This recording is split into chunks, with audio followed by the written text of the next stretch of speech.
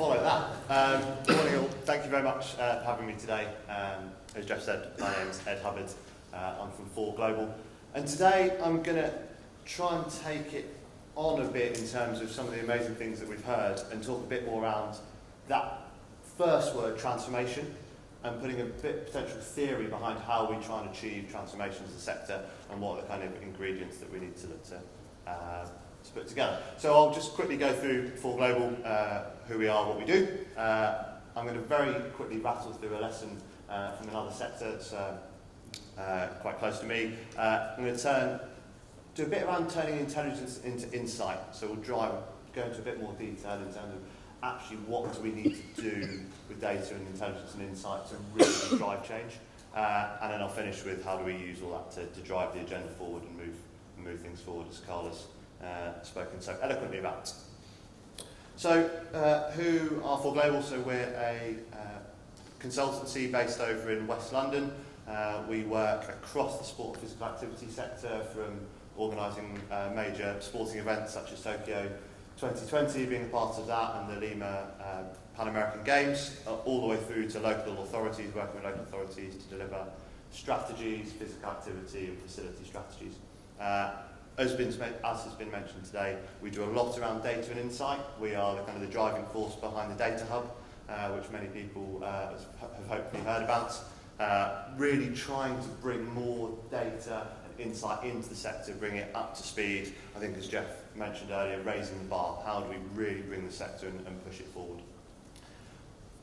A really good opportunity to speak here today is because we work with a lot of organisations across Wales. Really glad to see a lot of them in the audience today. So these are some of the organisations that we've worked with over the last couple of years and continue to do so.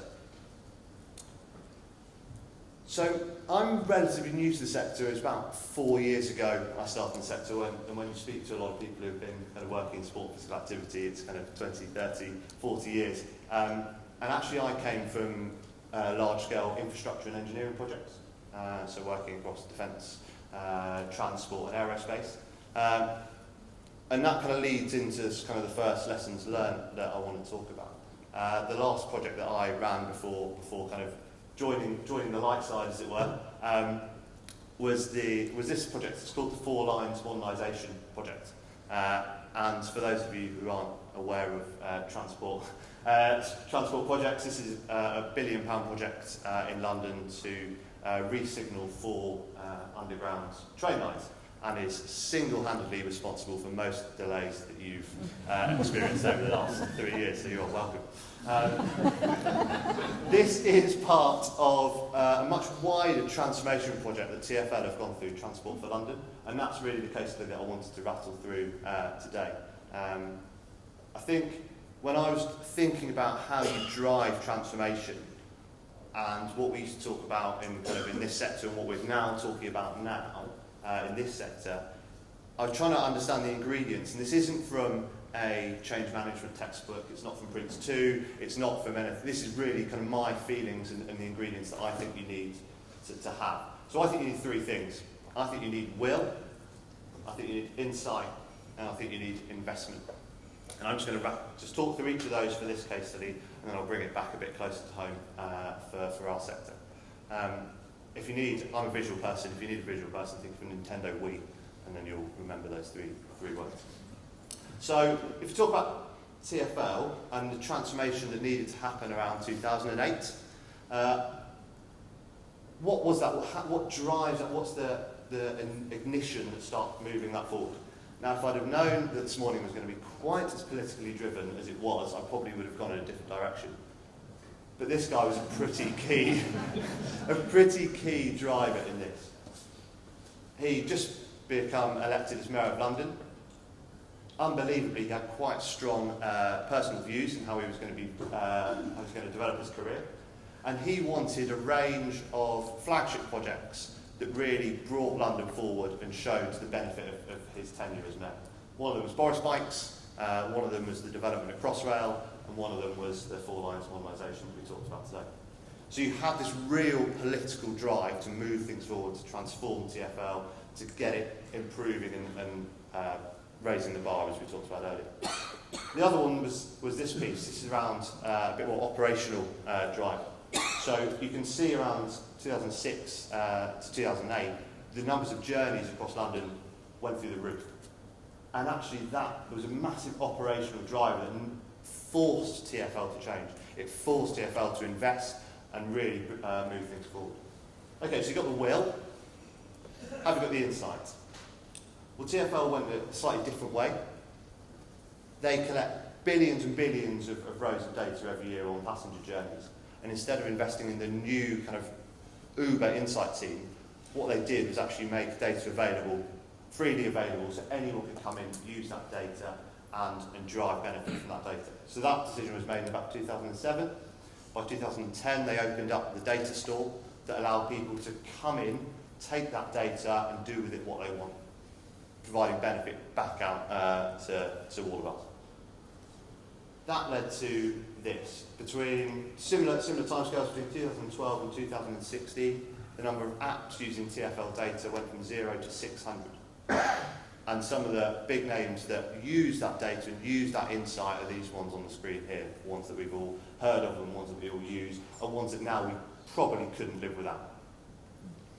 So it's just another way of, do we have the insight to drive change? And this is a lot consumer focused, but actually TfL use a lot of this information, a lot of this partnership working to drive how they change. Finally, do you have investment? So TfL, unsurprisingly, do have quite a lot of investment, but I'd like you to show the curve between 2009 and 2013-14. So it went from just under 3 billion to well over 4 billion of investment in terms of capital infrastructure. So that's a significant increase in the amount of investment that's going into all sorts of projects, and that is what you need to drive wholesale transformation. Now, this is financial investment, but you need resourcing and emotional investment as well went along. Very quick example of a transformational project. I think when you see the Elizabeth line, you see all those kind of major infrastructure projects. I think the transport in London is as good as anywhere else in the UK.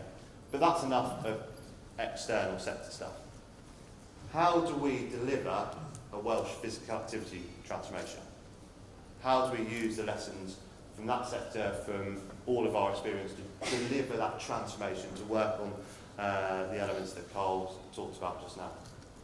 So same thing, do we have the will? Do we have the insight? And do we have the investment? So firstly, and I gambled that Carl's going to talk about this, because I haven't got much on this. The legislative act that came into play in 2015 is a massive good news story, and it's something that I think is a real show of the will across Wales to drive this transformation, drive it forward. And actually, that which in London took a slightly egocentric mayor to drive it forward, we've got that will within Wales that we can move forward with. Operationally, if you think of the journeys, operationally we know about the stress on local authority, we know about the stress on the NHS budget, we know about all the things that actually not transforming may cause in the future, and will cause in the future if we don't change. So I think it's fair to say that we've got the will. Now, do we have the insight? And I'm going to spend a bit more time on this because this is, as we talked about, kind of our real kind of focus. So the first bit of insight that we've got is the school sports survey. So how do we understand how children are physically active? What their trends are, what they like, what they don't like, how many children are hooked. And the most important thing about this sort of study is you have a really long-term period, so you can start to understand the trends. You can start to correlate trends with actual things that have been done in investment, so we can start to see the impact of investment. Another part of insight that we've got is a piece of work that we did alongside Sport Wales and the Welsh Government, is a national facilities platform that hopefully some people around the room are aware of. That's collecting facility information from across Wales, inviting every local authority, every operator to provide their data and go in and update it. And actually that gives us a really solid understanding of the kind of the bedrock of facilities across the country. And from that, you can then move forward to drive transformation. As I said, from that, we delivered the Welsh facility planning model for Wales, which started at a national level to give us a really good understanding of where the shortfalls are, where the real risks are, and where we need to invest in the future. This is a show of supply and demand for health and fitness. So where you've got the highest areas of deficit and the highest areas of an oversupply across the country, with red being the highest areas by lower super output area. So that is taking into consideration all of the supply that we just talked about and a huge amount of demographic factors in terms of how people are most likely to consume health and fitness. And it can start to really focus in on areas that we really need to invest in. And we did this for the current population, we did it for the next 10 years as well. So you're starting to see that we have got this data, we have got this insight. Carl talked a lot about it. I'm just going to move quickly and talk around what I see as the difference between intelligence and insight. So we go through 3 stages. When we talk to organisations, when we work with our own data, we talk about capturing the right data, which I won't spend a huge amount of time on, but that is an absolute vital thing to make sure that we're capturing consistent data across all of as many programmes as we can, and the 2 guys after me will talk about that in a bit more detail. You collect all that data and you do some modelling and you do some interesting stuff with it, and you get to what we call intelligence, which I like to call interesting stuff. It's interesting stuff. It's good headlines. It shows. It's good marketing material. Carl won't mind me saying this. A lot of the quite impactful things that we say in the sector, I see as intelligence. This is how much social value we're generating across the whole sector. You know, this is the obesity statistics across the whole sector. They're very interesting and they really get you like that when they're presented. But actually, when you think about it, it's very difficult to do anything with until you go into a bit more detail. So we take it forward into what we call actionable insight. So actually, how do you take that intelligence and take it to the next step and really get under the understanding of what you're going to do with that data? We were talking before around big supermarkets. The big supermarkets don't sit in board meetings and say, we've sold 4 million gallons of milk. Done. Aren't we great? They talk about who they've sold that milk to, when they sold that milk, which shops were the most successful, why those shops were the most successful, what's the population doing in that area, what's the competition done in that area, and they get really down into the detail in terms of understanding what are we going to do to sell more milk, or should we change the supply of our milk, and actually getting into that real detail is what we're talking about in terms of actual insight, and that's what I think we need to do as a sector a lot better. So this is a bit of an example. This is a piece of work that we did around the risk of inactivity across Wales. We've talked about it a lot today. So the red areas are those that have got the highest risk of inactivity based on demographic modelling, based on participation, current participation and future participation rates. That is intelligence. It's very impactful, and you can go into that in a bit more detail, but at the moment it's intelligence. This, if you zoom into the left, is still intelligence. You're going into more detail and you're understanding some of the lower super output areas that are really have got high risk of inactivity. But you're still really struggling to go in and do something with that data and make an intervention. And actually only when you get to those 4 pieces on the bottom right-hand side of the screen, that's what we would call actual insight. So only when you can say, who are the inactive residents? What is the offer that will engage them? Where can those inactive people be more active, whether it's in facilities or whether it's in programs? And how do we communicate more effectively, whether it's marketing, whether it's Facebook, whether it's Instagram, whether it's word of mouth, whether it's flyers? Only when you get to that level can you actually affect change. That is a massive challenge, because if you go back a few stages, as a sector we don't have the really robust data set and all those sorts of things. But that is where we need to get to if we're going to affect this transformation, and we're going to work with people like Carl to support that. We talked about insight. We talked about will, we talked about insight. What about investment? So we are seeing the investment coming forward.